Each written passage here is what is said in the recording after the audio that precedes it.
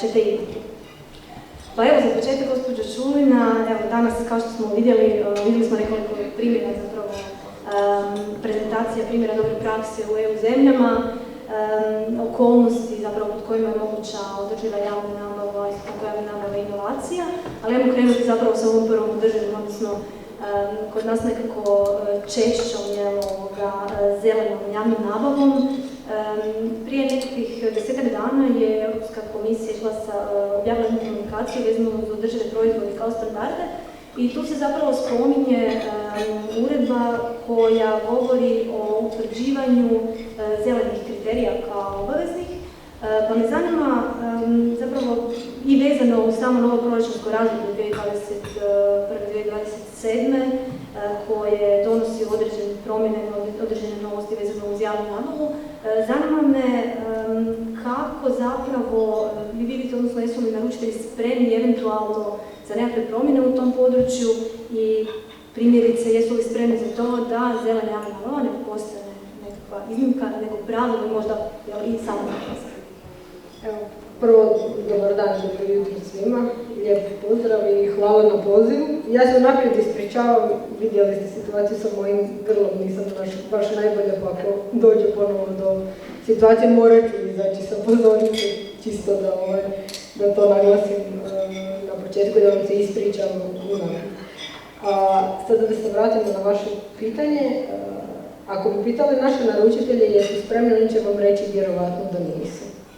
Ali naši naručitelji često nisu ni svjesni koliko su zapravo spremni za promjene koje izazove, koje zapravo EU politike nama donose. Mi razumijemo svi da su zelene politike zapravo održive politike, digitalne politike, nove politike koje ćemo morati integrirati u naše prakse i u Hrvatskoj. I ja vjerujem da će naši naručitelji kada do toga dođe zapravo biti spremni. Mi na zelenoj javnoj nabavi radimo zapravo, baš smo sada komentirali, za stolom od 2010. i 2011. godine, ako se dobro sjećam, od prvih projekata koje smo imali onda sa UNDP-om. Tako da vjerujem da su naši naručitelji kroz ovih 12 godina, ako ne i više, prošli izrazito puno primjera dobre prakse, razmijenili su iskustva sa svojim kolegama koji su u tom razdoblju dolazili popisivati svoje prakse, prošli su niz treninga, vidjeli su puno priručnika, mi imamo i web stranicu koja je posvećena samo zelenoj javnoj nabavi. Na toj web stranici objavljeni su i priručnici i PDF-ovi, prezentacija, treninga, sve nove informacije koje se zapravo tiču zelene javne nabave dostupne su preko te web stranice. Tako da vjerujem kada dođe trenutak da budu morali provesti postupak javne nabave, da će oni za to itekako biti spremni. Naravno, tu je infrastruktura koja postoji, bilo Ministarstvo gospodarstva, bilo trening platformi, naravno, uvijek gospodarstva. Hvala, poznati smo po toj snalažljivosti, tako da u svakom slučaju, da rekli, 2010. zapravo se radi na zelenoj javnoj nabavi, no, gospodine Rukelj, vi svakodnevno zapravo radite i sa žalbama, imate puno iskustva u tome koje su to zapravo nekakve najčešće pogreške koje naručitelji rade, koristeći primjerice i konkretno zapravo elemente zelene javne nabave. I što zapravo bi moglo potaknuti naručitelje da u nabavama koriste elemente određene javne nabave i koji je njihov motiv? Jesu li najčešće motivirani i usmjereni primarno ispunjavanju zakonskih odredbi ili ima tu nešto još drugo? Prije svega lijepi pozdrav svima. Pitanje kad je bilo postavljeno meni malo onako ok, što je kolega prije rekao, mi u principu u Dekomu vidimo te stvari u tragovima, toga je stvarno jako malo. Zašto je to toliko malo? To stvarno bi trebalo napraviti jednu detaljnu analizu. Ono što se ja s njim slažem, niz godina svi zajedno smo u ovom poslu. Razgovara se o zelenoj nabavi, razgovara se o nekim specifičnim stvarima. Postavlja se pitanje zašto se to ne radi, ako se radi, zašto se radi malo. Da ima više stvari koje utječu na to. Prije svega ja smatram da to nije stvar operativaca koji provode postupke javne nabave, to je stvar politike, treba voditi politike, treba percipirati javnu nabavu kao neku mjeru, određenu mjeru provođenja određene ekonomske politike na razini bilo države, bilo lokalno i nakon toga jednostavno vidjeti što mi želimo time postići. Ako želimo postići što veće uključenje, onda i politika mora biti ta koja mora shvaćati benefit ili zelene ili održive nabave, mora shvatiti da se radi o nabavi koja u startu, to je rečeno ovim istraživanjem, skuplja, onda vidjeti koliko to može biti u korelaciji sa trenutačnim stanjem kako je, da imamo problema i sa promjenama cijena u robama, promjenama cijenama uslugama, poremećaj dobavnih lanaca vezano za COVID i u krajnjoj liniji inflaciju koja je tu negdje, koja generira cijelu ovu priču. Znači, ajmo malo vidjeti koliko je u principu i naša politika, koliko je želja na bilo kojem razini da se te stvari implementiraju. To je neko isto tako spomenuo, koliko će to biti obaveza zbog privlačenja novaca, to je isto tako veliko pitanje. Ali definitivno ne samo opterećivati kolege koji rade postupke javne nabave, ja uvijek tvrdim da postupak javne nabave je najčešći dio cijelog procesa, zato što je on javan, što je objavljen na elektroničkom oglasniku, što ima jednu korektnu pravnu zaštitu i gdje se je biti sve vidljivo. Ali planiranje, tu smo za stolom dotakli temu, mi planiramo ljudi od izbornog ciklusa do izbornog ciklusa. Prvu godinu mandata se potroši da se utvrdi da ono što je bilo prije ne valja, druge 2 godine se nešto provede, 4. godina čekamo izbore. I nakon toga mi nemamo kontinuirano nabavni proces koji je dugoročan. Ovo je sve dugoročne su politike, tu politiku treba i tu politiku javne nabave treba približiti samo političkoj eliti. Evo, vrlo kratko, malo šira došlo ste. Hvala na odgovoru. U svakom slučaju, evo sad kada govorimo o politikama i tim nekim višim razinama, dotaknut ćemo se zapravo i javne nabave inovacija, odnosno, evo, primjerice u nekim europskim zemljama postoje određena tijela koja su isključivo fokusirana zapravo na takvu nabavu. Vidjeli smo danas primjer Italije, ali imamo i primjere nekih možda zemalja koje su nama možda bliže i po broju stanovnika i po nekim ekonomijama i slično. Vrlo bliska je ovdje i Austrija, koja konkretno postoji centar kompetencija za javnu nabavu inovacija, koji se bavi i treninzima, znači daje pruža podršku samim krajnjim korisnicima, odnosno naručiteljima, ali isto tako ono što je interesantno, daju određene grantove za poticanje takvih nabava, odnosno samim naručiteljima da bi provodili takve nabave. To je primjer ne samo Austrije, već i u nekim drugim zemljama, recimo Estoniji. Sad imamo ovdje Hamag Bicro kao tijelo koje potencijalno bi, odnosno koje se na neki način bavi ovim pitanjima. Ono što nas zanima je kakvi su planovi za dalje, odnosno kakvi su planovi u smislu provođenja nekih možda i treninga vezanih uz javnu nabavu inovacija, predkomercijalnu nabavu i kakva je tu uloga, odnosno kakva je komunikacija recimo sa malim i srednjim poduzetnicima koje smo vidjeli da su izrazito važni u tom cijelom procesu. Pozdrav svima, hvala na pozivu. Pozdravljam sve ispred Hrvatske agencije za malo gospodarstvo, inovacije i investicije. Ne znam koliko ste upućeni u rad Hamag Bicro, pa samo možda jedna uvodna rečenica. Hamag Bicro već 25 godina pruža podršku poduzetnicima u svim fazama njihovog poslovanja. To znači od same ideje do realizacije, zatim rasta na tržištu i u cijelom poslovnom procesu. To je sa jedne strane, što je prednost Hamag Bicroa jer smo direktno u kontaktu sa poduzetnicima, a sa druge strane, kao Hrvatska agencija, javno tijelo, imamo jako veliku i dobru povezanost sa našim ministarstvima, tako da pokušavamo biti aktivni u svim politikama koje se isto i provode s njihove strane. Provedbom projekta PPI to Innovate, koji je Interreg projekat, Hamag Bicro je uspostavio kompetencijski centar javne nabave za inovativna rješenja, po primjeru isto i u drugim zemljama. I cilj Hamag Bicroa je da putem toga centra bude kontakt točka i informativna točka, ne samo poduzetnicima, nego i javnim tijelima koji pokažu i zainteresiranost ili imaju pitanja po toj temi. Sami cilj centra u budućnosti jesu treninzi, dok je bio Travel Interrego projekt. Mi smo održavali i B2B sastanke, i treninge, i radionice, pokušali smo proširiti i povećati svijest o javnoj nabavi za inovativna rješenja. Također, moram reći da sam ponosna zato što smo i izbacili, odnosno pripremili priručnike općenito na tu temu i također smo se locirali na određene sektore koje smatramo da bi javna nabava za inovativna rješenja mogla imati najveći potencijal. To je zdravstvo, pametna energije i IKT.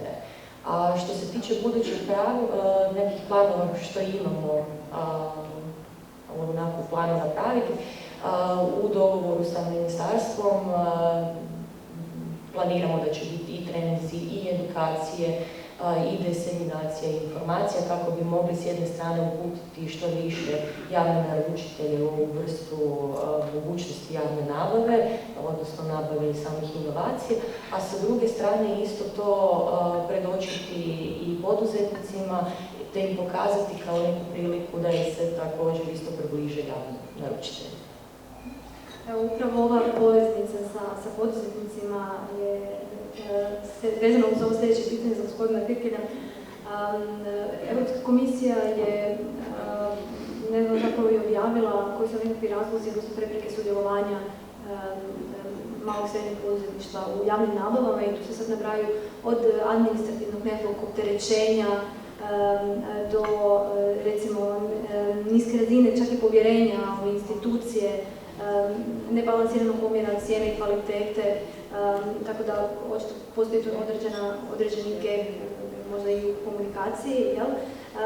Ono što me zanima je da li je prema vama udio znači domaćih tvrtki koje sudjeluju u javnim nabavama zadovoljavajući i koji su zapravo razlozi tome i koji su potencijalne prepreke većim i aktivnim sudjelovanju privatnog sektora i osobito, ajmo reći, u ovom dijelu koji se tiče nuđenja inovativnih proizvoda, održivih proizvoda i kakvu ulogu u tome svemu ima prosječno trajanje zapravo naših postupaka javne nabave u Hrvatskoj. Pozdrav svima. Evo, ako za početak što se tiče malih i srednjih poduzeća, u smislu veličine njihova participacija u javnoj nabavi, dakle to je već jako dugačka tema koja je već ugrađena bilo same direktive još tamo 2014.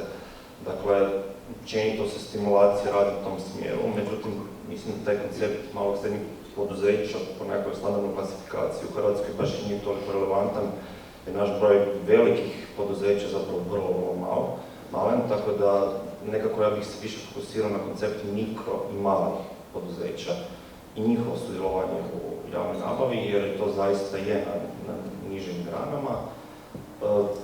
Najčešći oblici su tu podugovaranje, naravno, ili članovi zajednice ponuditelji, znači nekakvoj, recimo tako, sekundarnoj ulozi, plus naravno u jednostavnim nabavama koje nisu kompletno na neki način možda na jednom mjestu objedinjene da se to može sistematično promatrati.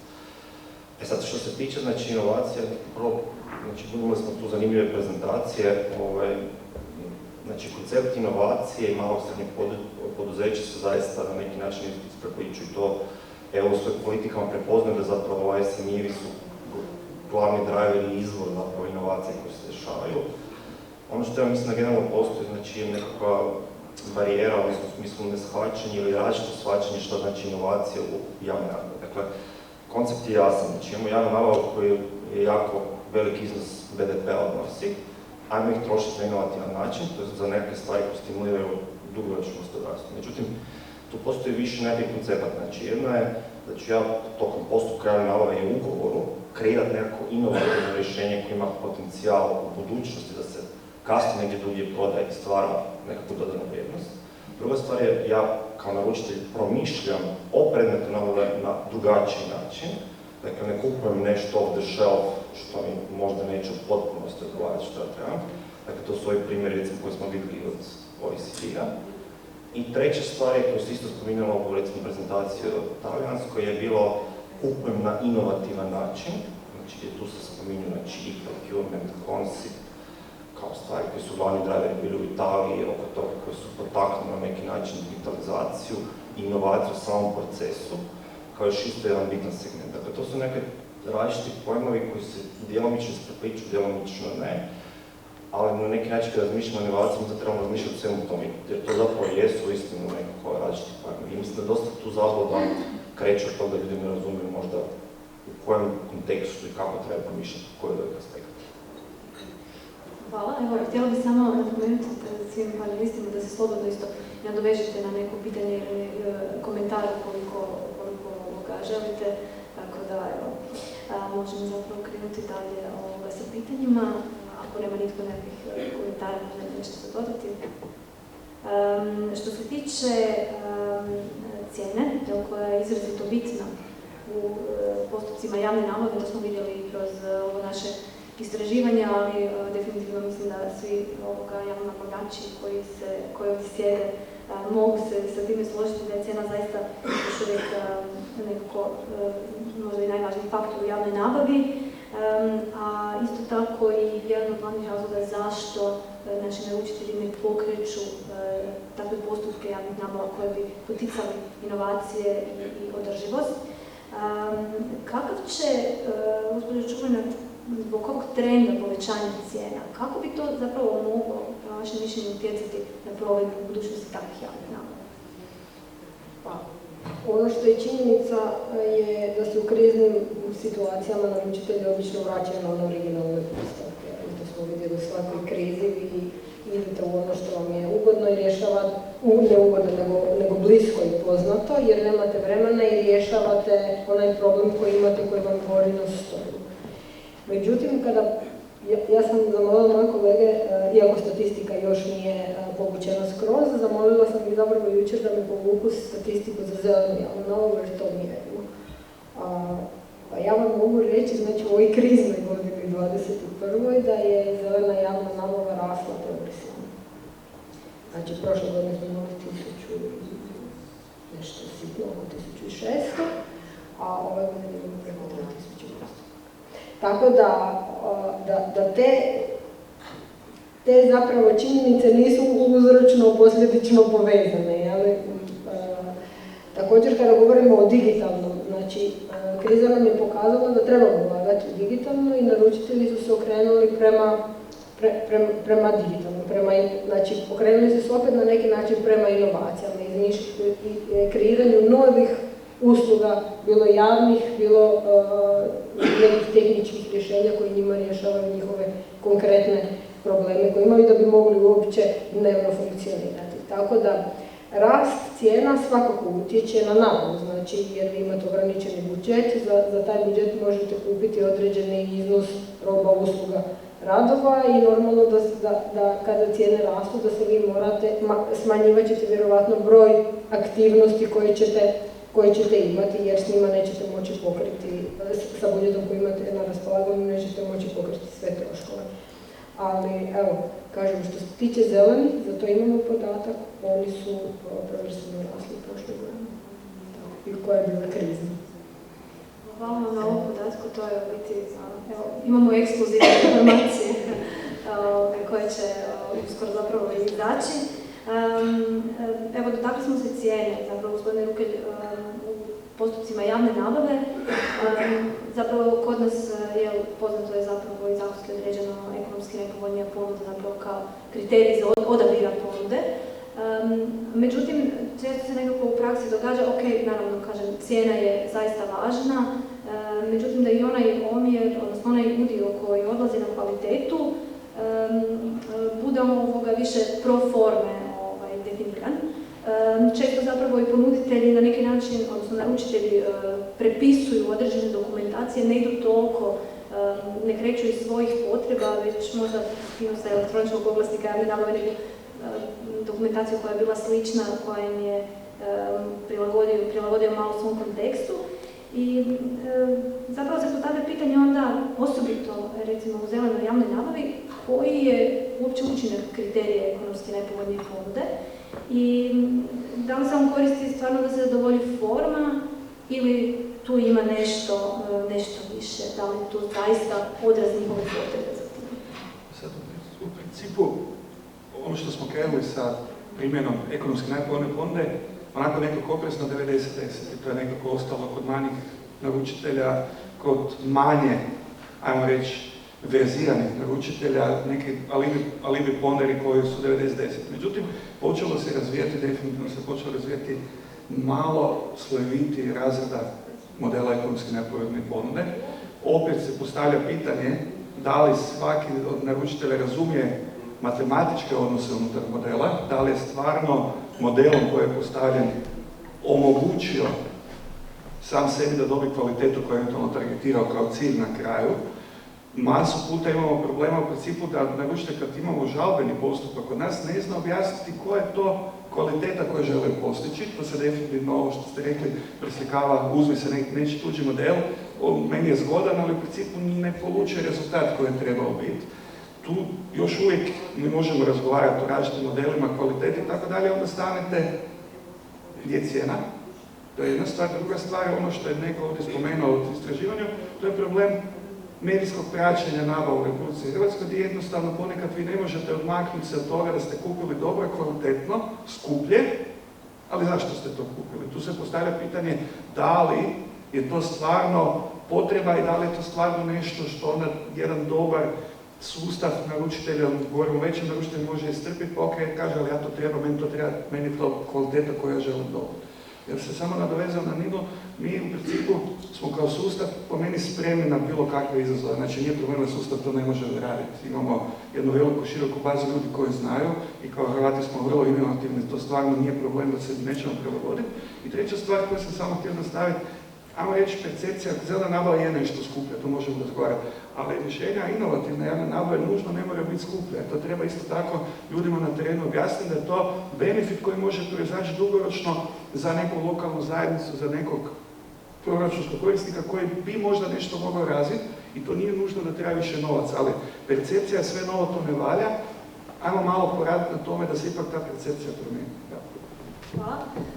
Pa da, zapravo, to što ste rekli, znači, sama inovativna rješenja, odnosno nabava takvih inovativnih rješenja ne mora nužno biti skuplja i na tome bi se trebalo raditi. Ono što sigurno jest različito, potencijalno različito od postupaka javne nabave, reći od konzervativnih na koje smo navikli, je trajanje tih postupaka nabave. Pa gospođo Milašičić, kako bi zapravo, odnosno, s obzirom na tu dugotrajnost postupaka javne nabave inovativnih rješenja, koliko je zapravo izgledno da ćemo se na neki način prilagoditi tomu, početi koristiti, ulaziti u takve postupke i ne sad zapravo govorim i od strane naručitelja i od strane ponuditelja, koliko je to njima već smo čuli, zapravo da, ajmo reći, na neki način su ponuditelji spremni se tu uključiti. I spomenuli ste u biti zapravo veći sektori koji su na neki način, koji ste definirali, odnosno adresirali kao možda najperspektivniji u tom smjeru. Počet puno pitanja. Pa ovako, što se tiče same dužine postupaka kod javne nabave inovativnih rješenja, da li to cijela procedura traje nešto duže? Da, ali kada se vi kao javni naručitelj zapitate što vama treba, što vi tražite, koja je vaša problematika i što ćete dobiti dugoročno sa rješenjem koje potencijalno možete nabaviti i koje će koristiti prvenstveno za rješavanje vaših problema, potreba, usluga. Načelno, samo trajanje postupka, znači to vam je prilike kao javna nabava. Vi kad je objavite, to je što je gospodin Anđelko spomenuo, to je nekako najmanji korak. Onaj najduži korak prije svega je prvenstveno, znači definiranje problema, definiranje onoga što vi trebate kao javni naručitelj, zatim samo istraživanje tržišta i po onome što smo mi vidjeli, moglo bi se zaključiti da zašto uopće u tom dijelu im je strano javnim naručiteljima. Vi kod javne nabave inovativnih rješenja morate jako intenzivno i jako puno komunicirati direktno sa tvrtkama koje će moći ponuditi to rješenje. A to je nekako sada malo kontradiktorno jer kako to mislite, ja moram komunicirati sa njima, a onda će biti pogodovanje, pa kako će se na to gledati. Načelno, kod javne nabave inovativnih rješenja morate imati na umu da se radi o rješenjima koje nemate dostupne na samom tržištu. Znači, ne možete poslati upit na 5 strana i dobiti 5 odgovora. Načelno, radi se o rješavanju problema striktno za vaše potrebe i utvrđivanjem da nemate na tržištu mogućnosti rješenja i treba ga osmisliti za vas. Tako da u tom smjeru treba samo promijeniti. Znači, treba puno komunikacije, puno pričanja, puno informacija o samom mogućnosti postupaka, pa do jednostavno što se dobije sa time. Jer dugoročno, ajmo to reći ovako, ako vi imate neko rješenje koje vas ne zadovoljava u potpunosti, ono što je kolega spomenuo, znači evo, imam nešto na tržištu, ali neću koristiti u cijelosti, i kad imate nabavu, odnosno proceduru da nabavite ono što ćete vi u potpunosti koristiti i apsolutno iskoristiti, onda dugoročno vidite jako velike benefite u takve vrste nabave. Ja se ispričavam zadnji dio pitanja. Tako je, vezano zapravo, kad ste spomenuli, ajmo reći na koji način bi to moglo funkcionirati, koji su nekakvi, zapravo spomenuli smo te sektore koji su najprihvatljiviji, ali isto tako i jeste li možda u tom segmentu gledali neke primjere dobre primjere europske prakse i eventualno koji bi to bili? Ono što je bilo spomenuto danas na prezentacijama, zašto izmišljati toplu vodu, zašto tapkati u nepoznato. Ako imamo primjere dobre prakse, što imamo u zemljama okruženja, u zemljama koje su daleko razvijenije od nas, da li treba neke stvari preslikati, pogotovo one dobre stvari, apsolutno slažem se da da. Treba također isto uzeti u obzir da ponekad preslikavanje, ono što je bio isto malo prije spomenuto, ovo je otprilike nešto što mi treba pa ću to primijeniti, treba paziti na taj dio. U svakom slučaju dobrih praksa ima, u našim priručnicima mi smo čak i navodili dobre prakse, što omogućava korisnicima da im približe da to isto netko drugi je proveo, da to nije toliko komplicirano, nije toliko strano i apsolutno je izvedivo. Osim sektora zdravstva, pametne energije, IKT-a, ja vjerujem da i u drugim sektorima ima mogućnosti za takvu vrstu nabava. Hvala. Pa evo, spomenuli ste zapravo, dakle, primjere dobre prakse imamo, moramo ih samo uzeti na neki način implementirati, prilagoditi možda našim potrebama.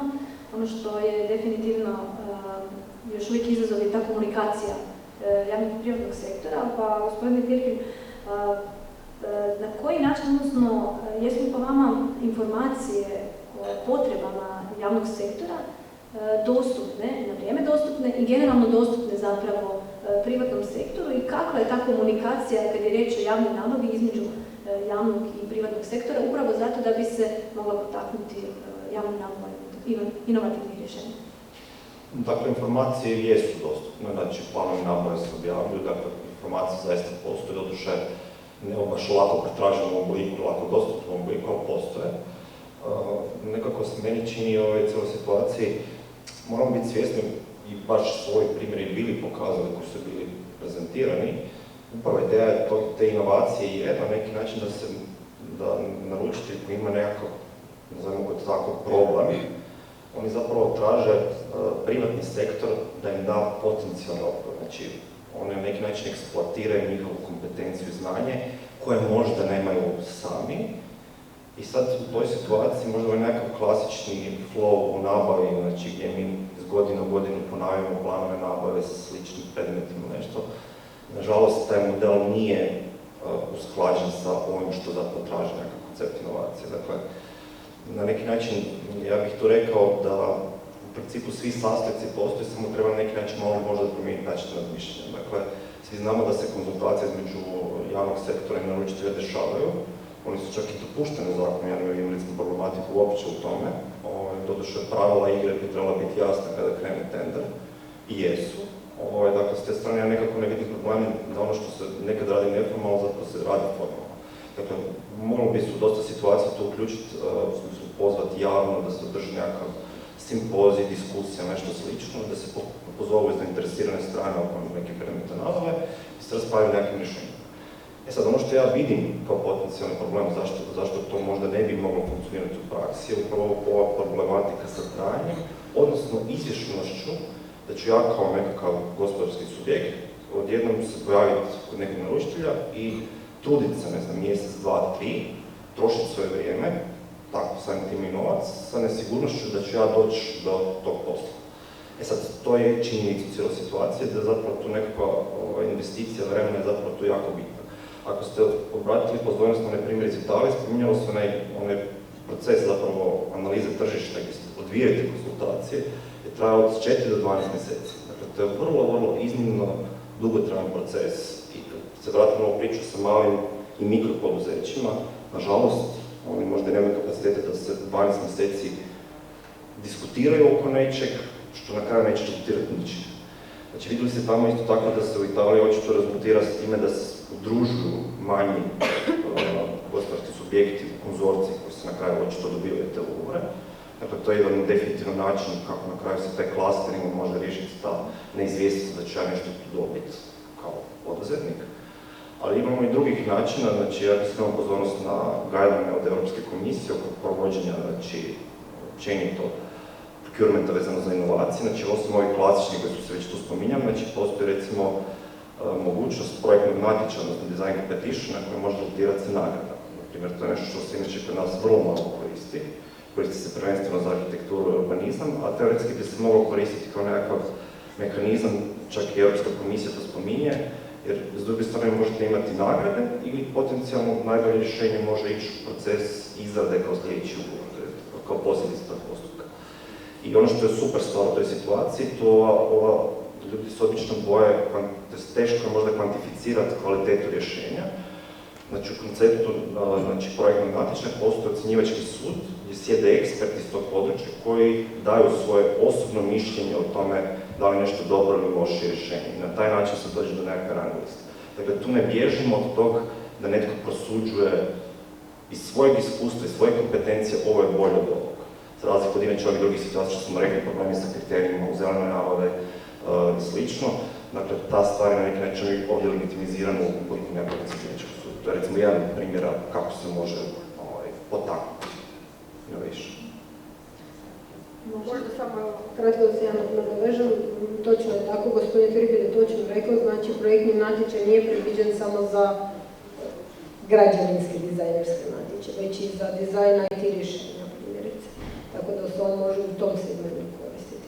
Ali isto tako i novi postupak za nabavu inovativnih rješenja podrazumijeva, znači, iako je država prvi kupac i poziva potencijalne ponuditelje u postupak javne nabave, može predvidjeti budžet za sve one kako prolaze krugove da im nadoknadi trošak koji su imali do trenutka dok nisu ispali samoga postupka. I zapravo taj postupak sam po sebi ima cilj potaknuti male i srednje poduzetnike da se uključe u postupak javne nabave, da krenu razvijati možda neki svoj proizvod koji će se onda isfinancirati djelomično kroz taj budžet koji će mu dodijeliti javni naručitelj, a kasnije on može završiti taj proizvod i prodati ga, iako nije dobio ugovor o javnoj nabavi. Ugovor o javnoj nabavi će dobiti onaj gospodarski subjekt čije rješenje bude na kraju ocijenjeno kao najbolje i koje će zapravo biti u postupku javne nabave odabrano. Tako, tu su pitanja intelektualnog vlasništva koje se kroz taj postupak mogu rješavati. Tako da, sam okvir za javne nabave zapravo ima rješenja za različite situacije i često nam reći da je ovo kao kutija Lego kockica. Znači, što uzmete ono što vam treba, zapravo imate one osnovne kockice koje morate koristiti da vam se konstrukcija ne raspadne, a sve ostalo zapravo gradite ovisno o tome što želite na kraju imati, da li kuću, da li auto, da li helikopter, da li bolnicu, da li hotel i bazen. Znači, sve instrumenti zapravo postoje, a naručitelji zapravo te instrumente trebaju koristiti kao alat da postignu ciljeve koje su si odredili. Znači, oni ne moraju biti samo nabaviti, već mogu imati nekakvi strateški cilj iza toga, znači razviti lokalnu zajednicu, razviti malo i srednje poduzetništvo, pružiti priliku gospodarskim subjektima da plasiraju neki novi proizvod, imam neki problem koji moram riješiti, a nemam rješenje na tržištu za sada. Evo, tako da možemo zapravo svi zajedno raditi na tome da koristimo instrumente koje imamo na raspolaganju. Hvala, evo zapravo ovo što ste spomenuli, na neki način da je ta cijena, odnosno ti troškovi koji nastaju poduzećima koji sudjeluju u samom postupku često budu onaj demotivirajući faktor i upravo, evo, kao što sam i na početku rekla, postoje nekoliko europskih primjera koji zemalja, mislim se radi o Finskoj, Estoniji, ima ih još nekoliko koji zapravo ulažu, odnosno imaju određene grantove koje dodjeljuju naručiteljima, pa ih onda oni na taj način disseminiraju i nadoknađuju postojećim, odnosno sudionicima zapravo, recimo, partnerstva za inovacije, što već, i na taj način ih motiviraju zapravo za samo sudjelovanje. E sad, čak da bi tako nešto postojalo, koje su zapravo, gospođo Čuljana, onda, recimo, kapaciteti, jer to se više puta se spomenuo, kapaciteti su nekako upitne, pitanje je to moguće provesti i slično. Kakvi su nekakvi kapaciteti prosječnog hrvatskog naručitelja za provedbu takvih nabava? I evo, trenutno su aktualne zapravo izmjene zakona o javnoj nabavi, u onom dijelu koje svi budnim okom pazimo vezano uz žalbe i žalbene postupke, i koliko će onda primjerice i potencijalno povećanje troškova žalbenog postupka biti utjecati na motivaciju ili demotivaciju tih naših naručitelja, prosječnog hrvatskog naručitelja za provedbu takvih nabava. Znači, kad govorimo o kapacitetima prosječnih hrvatskih naručitelja, znači onaj neki medijan gdje je uglavnom to lokalna samouprava, njihova trgovačka društva, pa onda imamo tu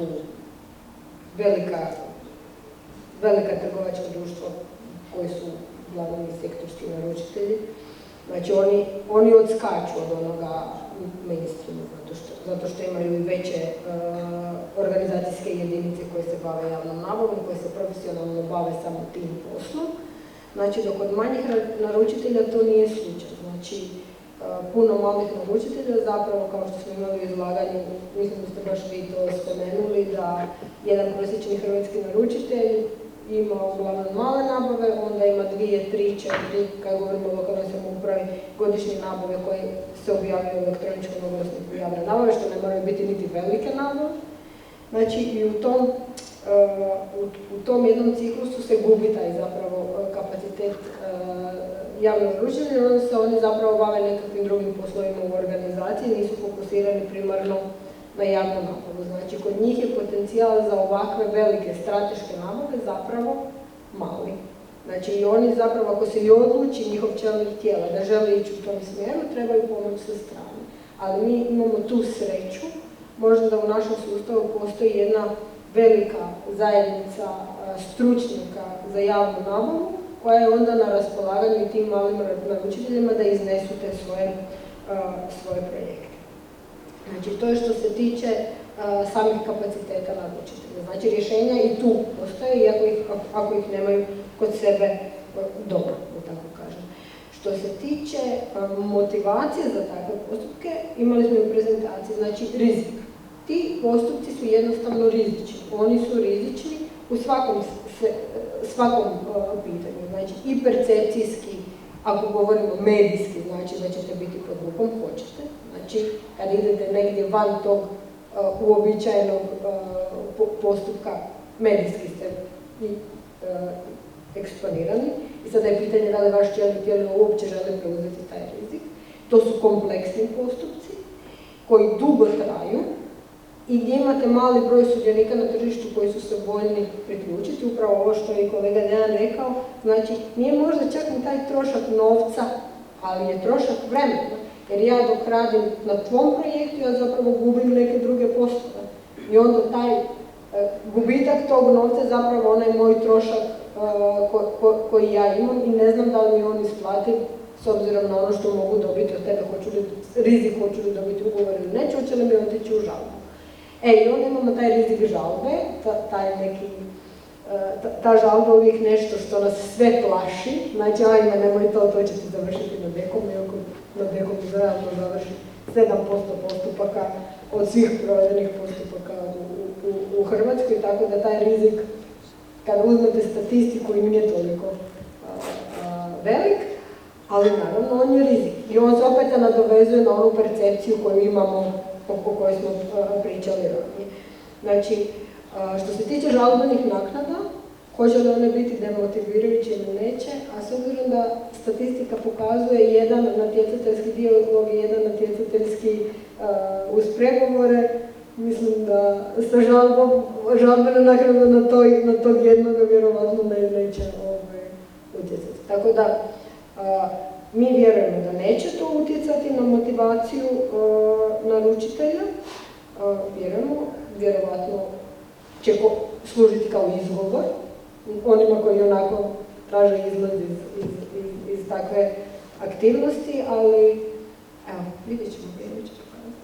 Vrijeme će sigurno pokazati, da. Možda htjeli nešto dodati, gospodine Bukeljevi?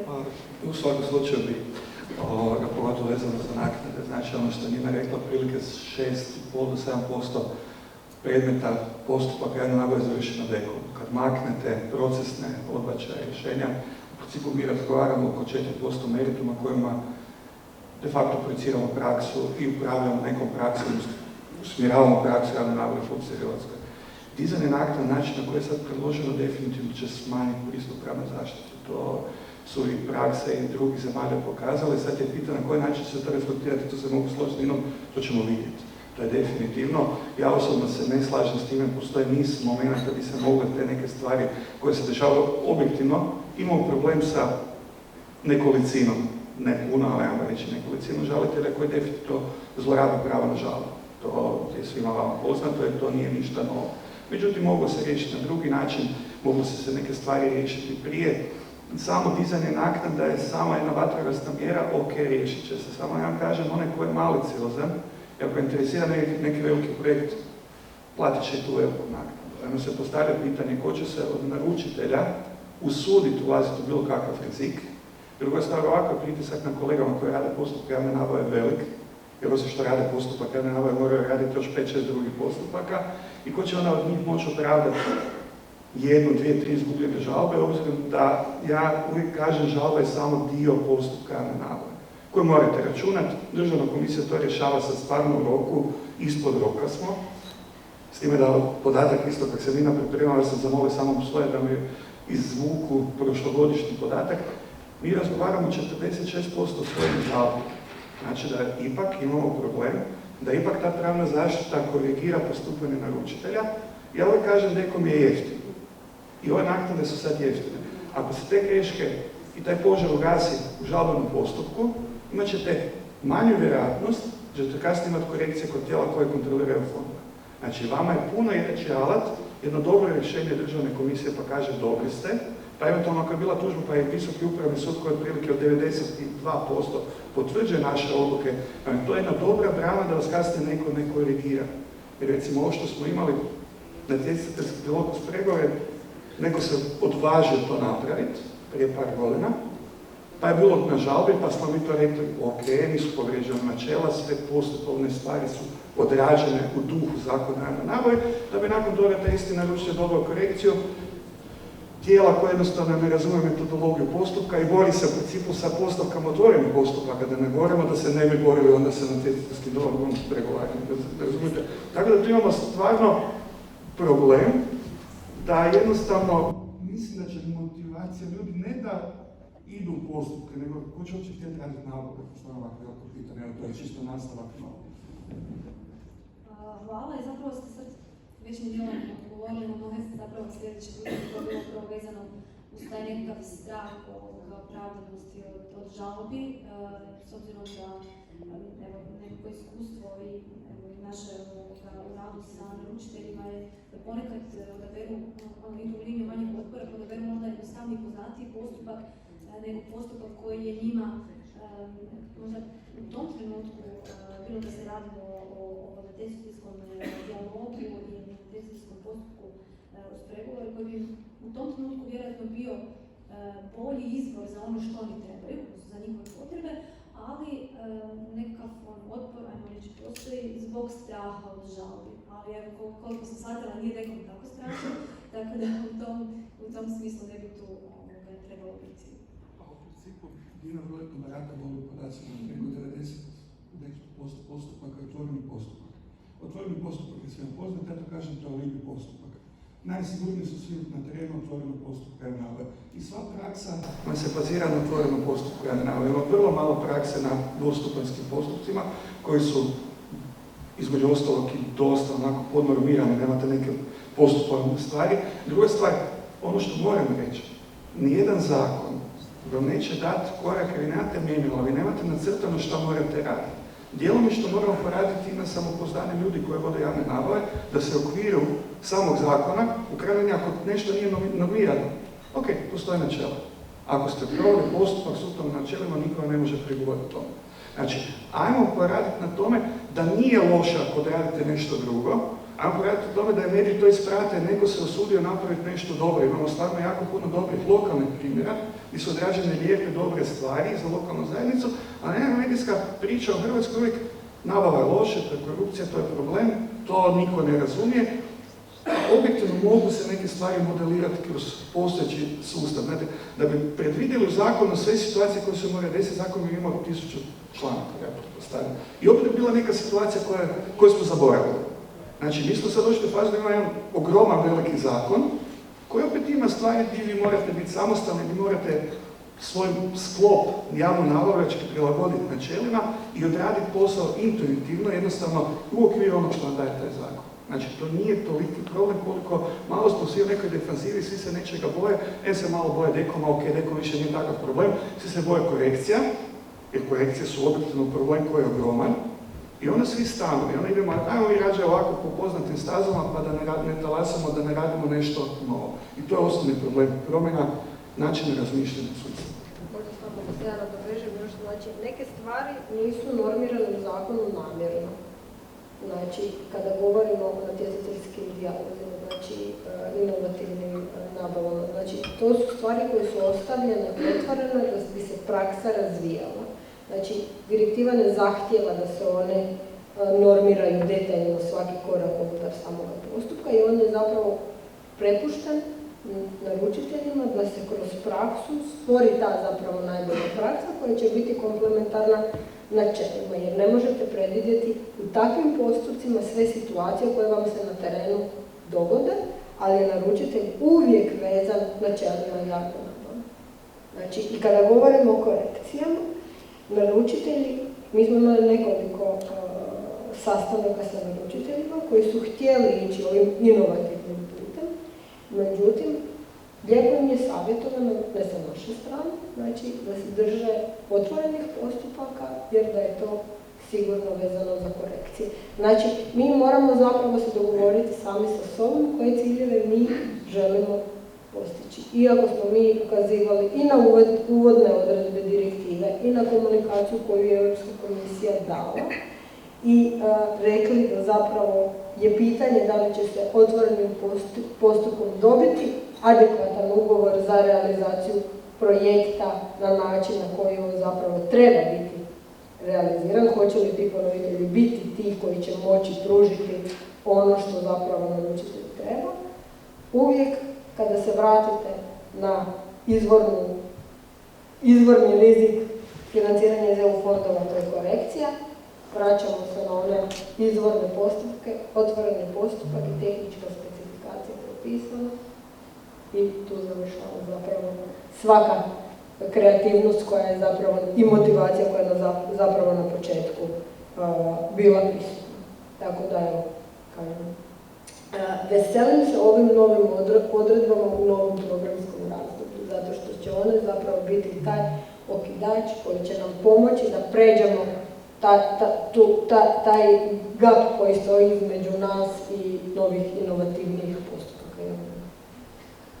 Upravo ovo što ste sad spomenuli, znači više puta se danas provuklo pitanje i korekcija i projekata, odnosno javnih nabava nabava zapravo generalno koja se provode u okviru EU sufinanciranih projekata, tako je gospođa Milašinić zapravo i kod, vi ste zapravo upoznati i sa sredstvima, odnosno nabavama koje privatni sektor provodi iz EU, u okviru EU sufinanciranih projekata, iako u svojim nekakvim redovnom poslovanju ne koriste same nabave, odnosno ne koriste zakon iz obveznih zakona, niti pravilnika za neobveznike javne nabave. Međutim, kad se radi o projektima financiranjima iz EU fondova, postoje određena pravila, postoje načela javne nabave koji se moraju držati. A sad, sukladno tome, da li možda i tu postoji određeni prostor da se nabavljaju ta neka inovativnija rješenja, pa da se onda s druge strane otvori prostor i nekakvim start-upovima koji postoje na tržištu, mikro, malim poduzetnicima, da se uključe u tu cijelu priču. Pa ovako, HAMAG Bicro kao kontrolno tijelo druge razine također isto i sudjeluje jako puno u provedbi projekata, sa samim time i sa onime što ste spomenuli, isto vidimo i onu drugu stranu kada se poduzetnici susreću sa provedbom i postupcima javne nabave. U početku ono što je nepoznato, većinom se svi ljudi boje. I to sa njima kad su takve vrste projekata sa javnim nabavama i ostalo tek krenulo, to je bilo jako puno pitanja, jako velika panika, što ćemo, kako ćemo. Napominjem ono što su ovdje već više puta rekli, svi složili se, ali mislim apsolutno svi, mi smo snalažljivi. Poduzetnici su isto također snalažljivi. Znači, to je samo stvar upoznavanja sa nečim nepoznatim i jednostavno mijenjanja svijesti da postoji više mogućnosti. Što se tiče nove perspektive, već sada smo imali čak i upite od strane poduzetnika, što je jako pozitivno, pogotovo na ovu temu panel diskusije, da li će javna nabava inovativnih rješenja biti prihvatljiva nabava unutar provedbe projekta. Meni osobno je to jako drago što je pitanje stiglo od strane poduzetnika, zato što vidimo da ponuda i potražnja tu postoji i sa jedne i sa druge strane. Tako da vjerujem da u razdoblju koji nam tek slijedi, apsolutno vidjet ćemo taj dio. Mislim da postoji mogućnost da se uklopi isto. Znači, možda ne samo start-upovi, sa druge strane nema razloga ako mogu ponuditi to inovativno rješenje koje se traži, ali definitivno da će biti prostora za male i srednje poduzetnike i mikropoduzetnike i start-upove da se nađu u tom dijelu. Onaj dio koji bih samo htjela naglasiti, treba im približiti, treba im pokazati, treba ih uputiti, da znaju procedure, da znaju okvire, da znaju s čime moraju raditi na koji način. Hvala.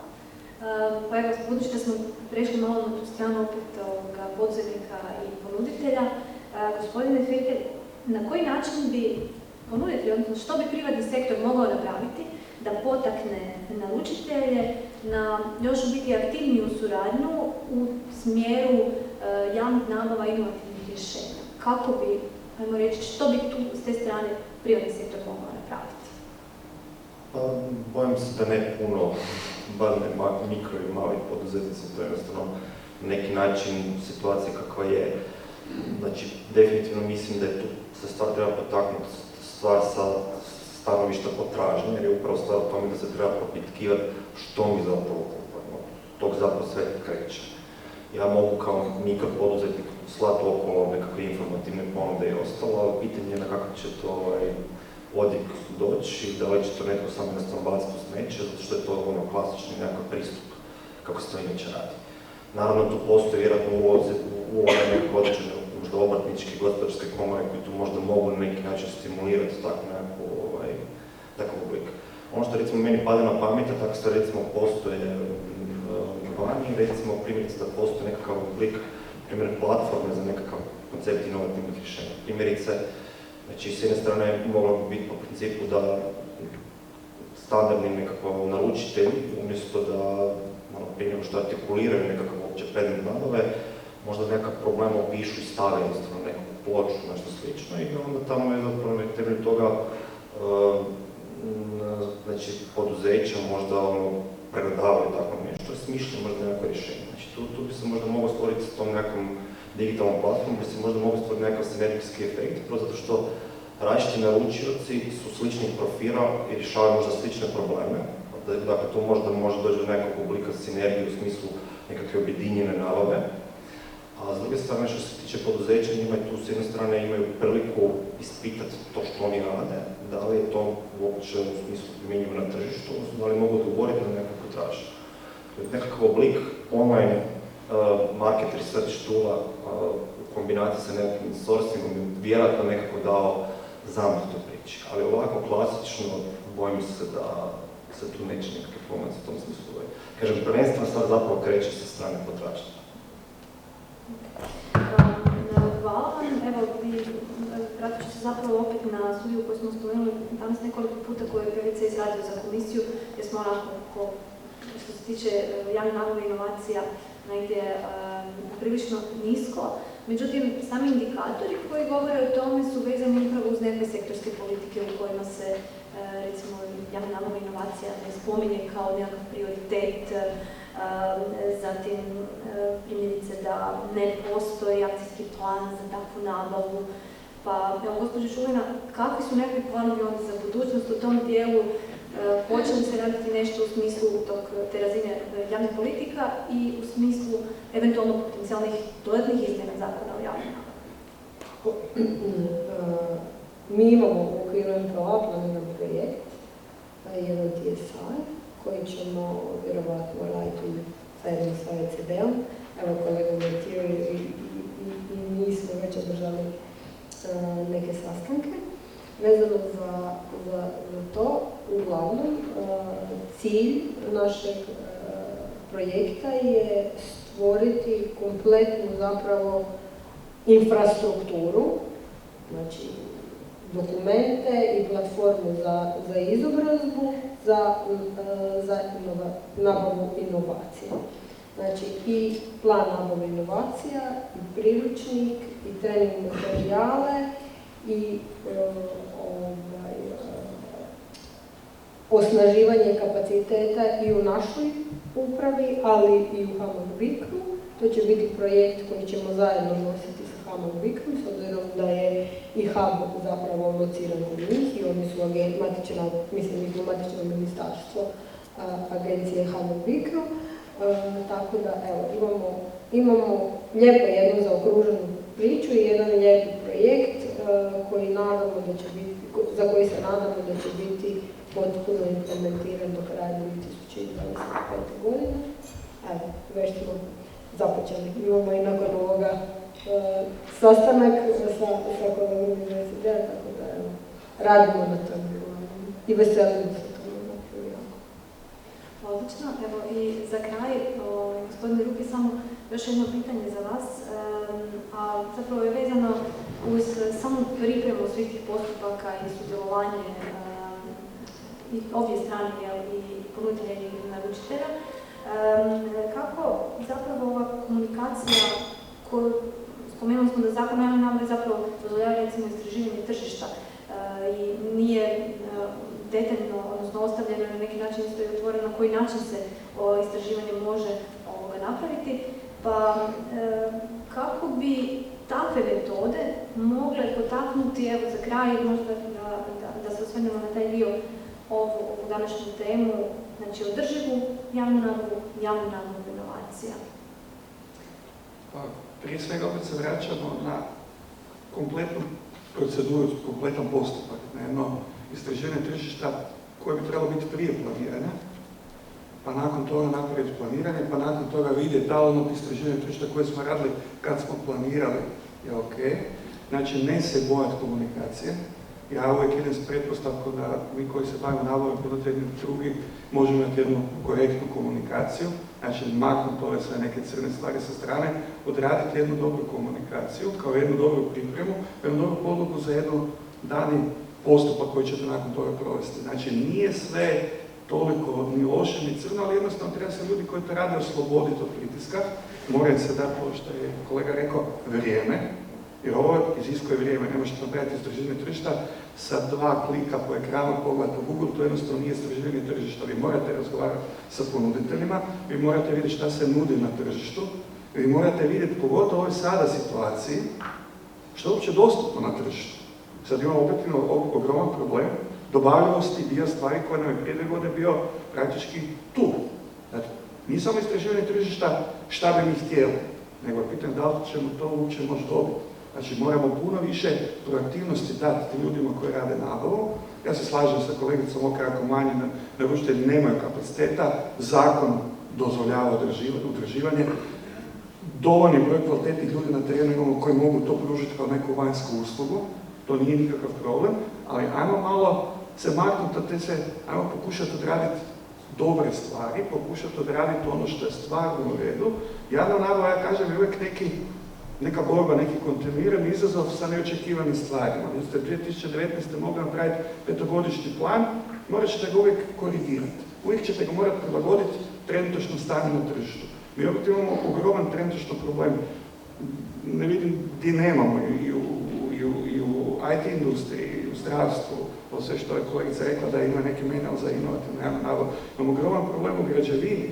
Nije problem da mi to ne želimo napraviti, nije problem da nema novaca. Novaca ima, ali pitanje ko će to napraviti. Tu smo sad u velikom problemu, svi koji rade nabavu moraju biti stvarno maksimalno proaktivni i radi svoj posao za koji ja duboko vjerujem da ima velika količina ljudi koji to u Hrvatskoj mogu dobro odraditi. Ali bez pritiska sa strane, bez vremenskog tjesnaca, što znam za nabavu gotovo ne mogu čovjek s nekom vremenskom tjesnacu, ali ajmo to sve skupa odraditi. Evo. Hvala vam lijepa. I evo samo za kraj sad zamolila, možemo sa gospodinom Kirkerom početi, čisto rečenicu 2 završna misla od svakog od vas. Dakle, pogotovo što se fokusirati znači ovu državu i znači inovativnu nabavu, dakle definitivno je to budućnost, znači prestalo su vremena gdje se promišljamo nabavi kao nečemu repetitivnom, stalno istom i slično, zato što jednostavno tehnologija napreduje, stvari se mijenjaju i stvari se u smislu u glavama ljudi se trebaju početi mijenjati. I sad bilo kakav iskorak koji se tu dešava, bilo u smislu nekih edukacija, ovakvih panela i ostalo je vrlo pozitivna stvar. Ja nekako jednostavno mislim da će nekom trenutku morati se napraviti možda malo jače zaokret u tom smjeru, bilo sa nekakvom promjenom politike, bilo u smislu sa jačim ulogama, recimo konzultativnih tijela, koja je sad recimo HAMAG BRICO, dakle nekakav competence center koji će tu možda jače pogurati naručitelja u tom smjeru, jer je definitivno to budućnost. Moramo isto tako biti svjesni stvarnosti, dakle Hrvatska je malo gospodarstvo u kontekstu EU, sa malim brojem industrija koje su tu realno, zaista postoji malo potencijala za inovacije, zato što jednostavno nema puno industrije, ali ona područja koje postoje, zaista možda treba malo više u strateških fokusom razmišljati o tome, kao što smo spominjali, gradnja, IT, zdravstvo, energetika, to su sigurno nekakva područja kojima treba možda baš ciljano malo promišljati o tome gdje želimo točno inovacije, prostora tu ima. Ne svugdje, ali tu ima. I to treba iskoristiti. Hvala, gospođo Milašić. Izvolite, možemo baš ovdje redoslijedno. Pa ovako, promjena dolazi, slijedi. Jednostavno morat ćemo se svi prilagoditi. S jedne strane javni naručitelji, sa druge strane isto i poduzetnici koji mogu pružiti svoje usluge, proizvode. HAMAG BICRO prvenstveno ima ulogu znači, da pruži podršku poduzetnicima u svim fazama njihovog poslovanja, a to ne znači da to staje samo na poduzetnicima.